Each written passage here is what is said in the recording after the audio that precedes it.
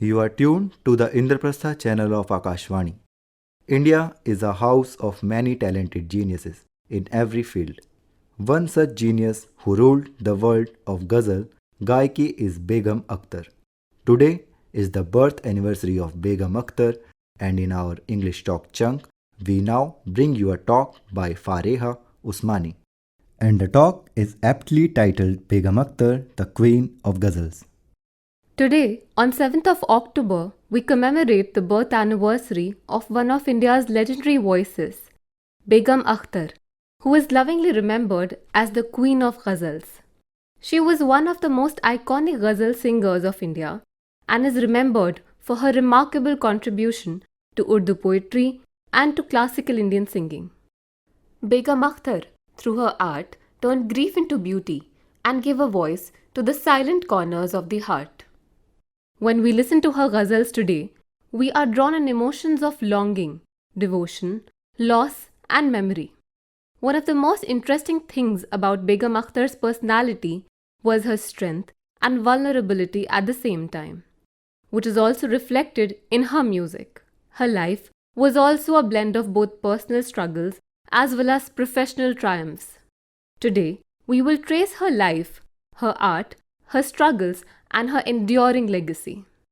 Begum Akhtar was born in 1914 in Faizabad in Uttar Pradesh and was named Akhtari Bai Faizabadi. She was largely raised by her mother, Mushtari Bai, who was herself a singer. Akhtari also had a twin sister who unfortunately passed away during early childhood. From a very young age of 7, Akhtari was drawn to music. She began her formal training under noted Sarangi maestro Ustad Imdad Khan and under Ustad Ata Muhammad Khan of the Patiala Gharana. Akhtari was extremely committed towards her training and would practice for hours at stretch. During one of her practice sessions under her guru Ustad Imdad Khan, Akhtari strained her voice, and her guru asked her to rest as her voice was at risk. To this, she replied, "Guruji, if I don't sing now, my soul will wither." Akhtari was able to pursue her initial training lessons because of her mother's dedication. By her early teens, she was trained well enough and had started singing in private mehfils. She was influenced by multiple gharana and musical lineages and had received training from masters of both Patiala as well as the Kirana Gharana.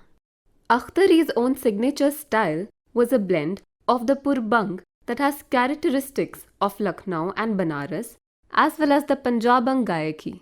At the same time, Akhtari also became skilled at singing semi-classical genres like Thumri and Dadra styles, which often carry romantic and playful moods, and added them to her performances. Her first recording was in 1927 for the label His Master's Voice, which is a combination of Dadra and Ghazals. She also appeared in a few movies like Ek Din Ka Badshah and Roti, and also sang ghazals as part of her role.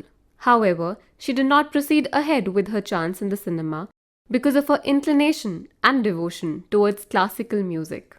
Over time, as her musical presence grew, she was often heard on All India Radio, where she shared ghazals and semi-classical music with listeners. By this time, Akhtari's public performances became popular, and her ghazals were accessible beyond the elite circles. She sang ghazals written by famous poets like Mirza Ghalib, Dag Delvi, Mir Taki Mir, Momin, Shakil Badayuni, and others. A delicate fragility, giving a pause at high notes, and a sense of emotional transparency is what made her voice remarkable. All this combined laid the foundation of a remarkable musical journey that is remembered and celebrated to this day. A few lines from some of her famous ghazals, which are also part of most classical musical evenings even today, are "ए मोहब्बत तेरे अंजाम पे रोना आया, जाने क्यों आज तेरे नाम पे रोना आया" by Shakil Badayuni, that translates, "O love, I weep at your eventual fate. Why does your very name bring tears today?" This ghazal expresses deep sorrow and the heartbreak that often follows intense love. Another famous ghazal voiced by Begum Akhtar is "मोहब्बत करने वाले कम ना होंगे, तेरी महफिल में लेकिन हम ना होंगे" by famous poet Hafiz Hoshiarpuri, which translates, "There will never be a shortage of those who fall in love, but in your gatherings I will no longer be. This ghazal is a timeless piece about love's enduring presence, even if one love ends. She also sang Babul Mora Nai Har Chuto Hi Jaye, a bittersweet farewell song written by Nawab Wajid Ali Shah of Awadh. The song, while using the metaphor of a bride leaving her father's house, expresses the Nawab's grief of separation from Lucknow during his exile to Calcutta under British rule. Begum Akhtar's renditions of Mirza Ghalib's ghazals are equally legendary. Dil-e Nadan Tujhe Hua Kya Hai is one of Ghalib's famous ghazal sang by Begum Akhtar, where her soulful voice has managed to beautifully capture the depth of Ghalib's poetry. Akhtari's personal life was, however, marked by immense struggle. She tied the knot in 1945, but her marriage came with restrictions. She was discouraged to follow her passion and also prevented from singing publicly. She was later deeply saddened and severely affected by the death of her mother. However, music became her refuge. After 5 whole years of personal sufferings, Akhtari returned to All India Radio under the professional name Begum Akhtar. She performed and recorded ghazals and dadras and toured widely over the subsequent decades. By this time, Begum Akhtar had also started teaching and mentoring disciples, remembering how she was one of them. She broke norms by starting Ganda Bandhan ceremonies for her female students.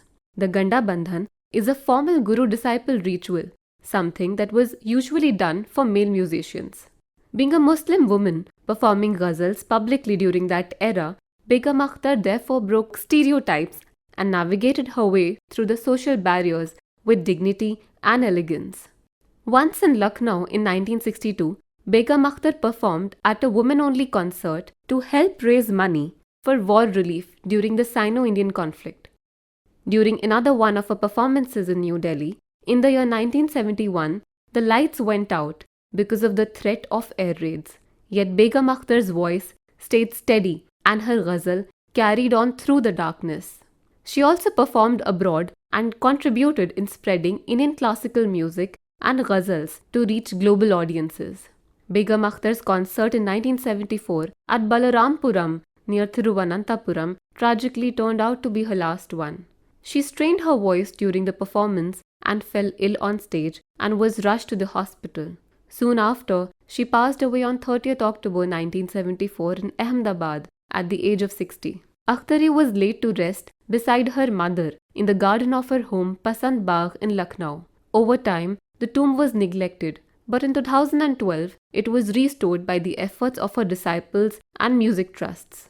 Despite her fame, Akhtari is remembered for her humble and approachable nature and was deeply connected to her roots. Even today, her music continues to inspire ghazal singers in India and around the world. Begum Akhtar, aka Akhtari, received many honors during her lifetime and even after her death, including the Padma Shri in 1968, the Sangeet Natak Academy Awards in 1972, and the Padma Bhushan after her death in 1975. She left behind a rich legacy with about 400 recorded songs in ghazal, dadra styles, and thumri. On the occasion of Begum Akhtar's 100th birth anniversary in 2014, the Government of India issued commemorative coins in her honor and to celebrate her immense contribution to Indian classical music.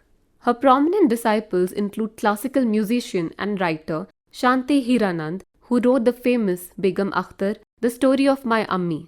Rita Ganguly, a famous classical dancer and ghazal singer, is another well-known disciple of Begum Akhtar, who founded the Begum Akhtar Academy of Ghazals, located in New Delhi, aimed to promote the Urdu language and art of ghazal singing. It is her timeless voice, unique style, and unparalleled legacy in the field of ghazals that earned her the title of Malikay-Ghazal, or the Queen of Ghazals.